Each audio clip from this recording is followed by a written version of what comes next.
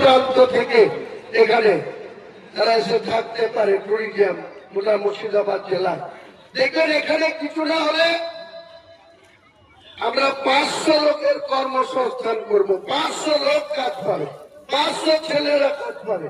আর এইসব ইমাম সাহেবদের 12 জনের একটা ইমামদের প্যানেল থাকবে, যে ইমামরা হয়তো 10,000 টাকা ইমামতি করেন, তো এখানকার ইমামদের মাইনা হবে 25,000 টাকা করে, 25,000 টাকা করে মাইনা হবে। আমাদের ট্রাস্টি মাইনে গুনবে, আমাদের ট্রাস্টি থেকে তাদের স্যালারি দেওয়া হবে, তাদের মাইনা দেওয়া হবে।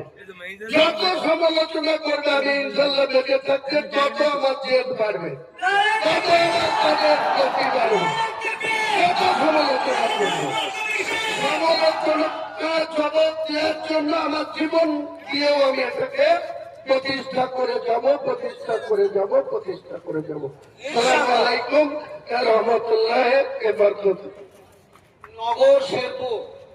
নগর শেরপুর থেকে ভদ্রলোক এসেছেন, ওনার বৌমা এই টাকাটা 5,000 টাকা দিয়েছেন। মাশাআল্লাহ, আল্লাহ কবুল করুন, আল্লাহ কবুল করুন। আরো কিছু লোকে 500, 1000 করে দিয়েছেন, আল্লাহ কবুল করুন। এইবার নয় আপনি কি